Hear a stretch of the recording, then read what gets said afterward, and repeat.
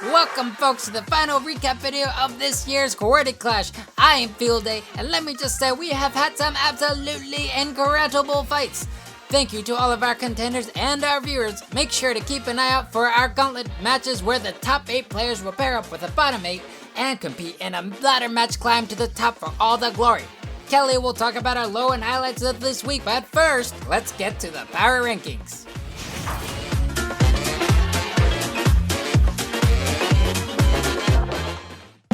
Hope Bartle was struggling at the start of the clash, but once they locked their first win, more followed. Bartle continued their heavy-hitting playstyle by sticking to Bowser.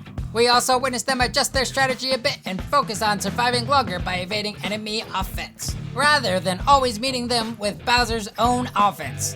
Going by the stats, Bartle might be a later pick in the gauntlet draft, but all that means for them is they have a higher ranked partner. With that said, they could also have only a couple of gauntlet matches total to deal with and are in prime position to win the whole thing. At the end of the season, Eric broke a losing streak with 2 more wins. Eric experimented with more characters including Ness and Samus, and we saw great combos with their main Diddy Kong. We got a glimpse of Eric in some tough situations, and he handled those with patience and performed very well, even if it didn't result in a win. This says a lot about Eric's value as an individual player. If Eric is paired with the right teammate, we see no issue in Eric holding their own and finding success in the gauntlet. Kelly is someone who balanced out their contribution as the season went on. Towards the end, Kelly continued to experiment with the character choice, but was much more consistent overall with their impact on the matches. Kelly even had a standout performance with Greninja getting all 6 KOs of the fight. When Kelly isn't getting all of the kills, they're dealing enough damage to support the team's path to winning. Scat had a strong late season, The Plant and Ness. After an inconsistent start to the season, Scat has balanced out and now delivers consistent high damage with Piranha Plant. Scat sometimes struggles to get the number of KOs needed to win the game, but is always dealing enough damage for the teammate to take those kills for the team. Depending on who Scat gets paired with, their team could be a huge threat in the gauntlet due to the damage and survivability the Piranha Plant brings. David ends the season with a drop from the last week. They were on a bit of a win streak in the middle of the last season, but weren't able to hang on to that momentum. David, however, did continue to deal the nice damage with a share of KOs each match, as well as maintaining a positive damage differential. They haven't had a standout match and did lose a 2v1 situation that he had the advantage in, which is why he was placed lower this week. But we have seen what David can do, and with the right partner, we definitely see David succeeding in the gauntlet. Swag Attack had a rough late season, only securing 1 win in the last 6 matches. Regardless, Swag continued to stand out in the ability to KO and deal big damage with Ike. Swag stands out amongst the fighters in the middle of the rankings due to their stats. They have one of the highest KO average and KO differential in the league. Swag Attack is placed lower on the list due to their win percentage and damage differential. Swag Attack surely is a role player and should be targeted as an early pick for the gauntlet. FCP Zavi closed out the season with consistently strong Young League play. Their balanced playstyle includes projectile game, up-close smash attacks, defensive projection, and edge guarding. We definitely see Zavi performing well with a variety of teammates, showing his adaptability. To top it off, folks, he ended a 2v1 situation. Their win percentage didn't get them into the position to choose their teammate for the gauntlet, but Zavi is definitely a fighter that the top 8 will be eyeing up as an early pick. Field Day just barely misses the top 8. They struggled to earn the win streaks this season and ended up with 1 win below 500 with a few other fighters. Field Day shows us how deadly of an opponent he can be, but in some inconsistency is what held him back from the top 8. Field Day maintained a frightening presence in game with their side special and heavy smash attacks. They've shown good situational awareness in matches, attacking with their partner, helping when they're in danger, and of course punishing enemies with huge hits. We predict Field Day to be an early pick for the gauntlet. V-Shift truly proved themselves in the late weeks of the season. They earned the 8th spot with a variety of characters, but their main Meta Knight stands out as their deadliest pick.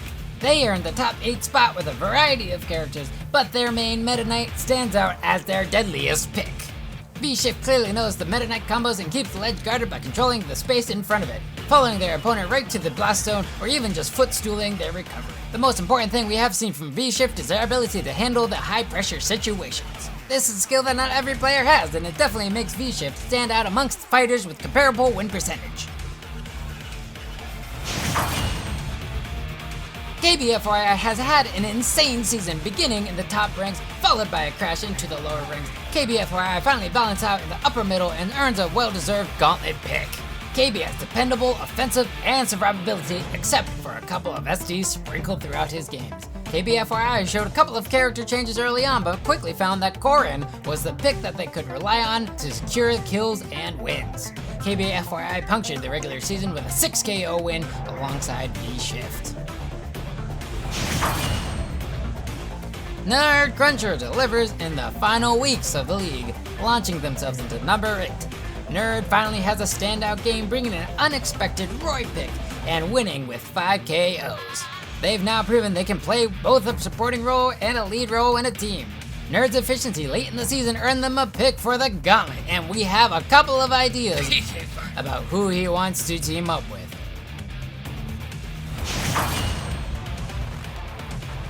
Retro Fro takes spot 5 this week, continuing his overall winning record. They had some inconsistency in their ability to secure KOs, but Retro has undeniable offensive presence, boasting the second highest damage dealt in the league. They almost maintained the highest average number of projectiles per game, which is a good idea of the type of strength Retro brings as a gauntlet partner.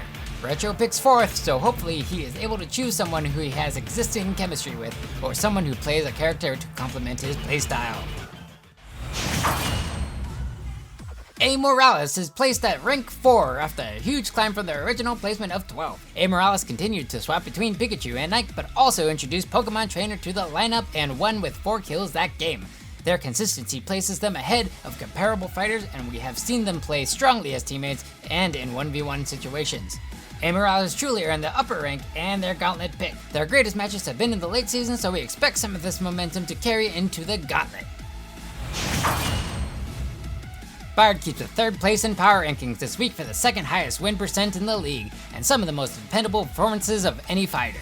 Bard did lose a couple of matches in the late season, but overall he brings high damage, consistent KOs, and a dependability in high pressure situations that not all fighters have. The only reason their win standing doesn't match their power rankings is the fairly low KO differential of 3.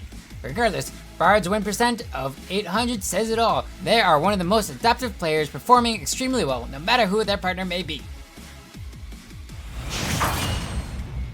Although Calvin's win percent places him 3rd for the league standings, Calvin earns the number 2 spot for the power rankings due to his relentless offensive playstyle. Calvin has the most KOs out of anyone in the league with 57.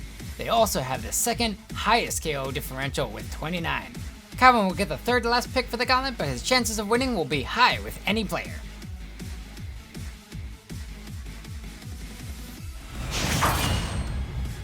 Gray closes out the regular season by defending the number 1 spot. They ended with the league's highest win percentage, KO differential, damage given, and differential, and least deaths. The stats say it all for Gray, but being at the top leaves him with the final pick for the gauntlet. No matter who pairs with Gray, the team is certain to pose a huge threat. Equipped with Gray's ability to establish and keep a lead, as well as a comeback from a deficit, Gray's team will be set up for his success.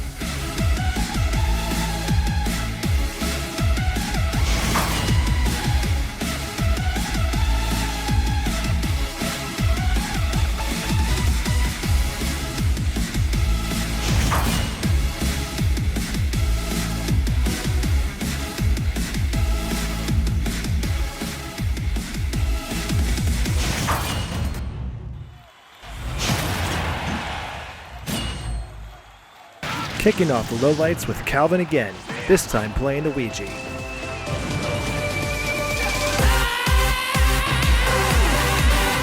At number 4, we've had a lot of SDs in this tournament, but 2 at the same time.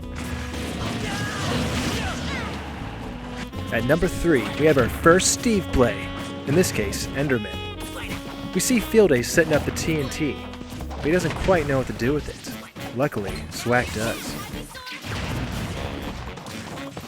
Number 2 shows us V-Shift take his stance against Graymaker. After he hits him off the stage, he goes in for the kill and humiliates him with a footstool. How the tables have turned. And finally, Some classic KBFY gameplay.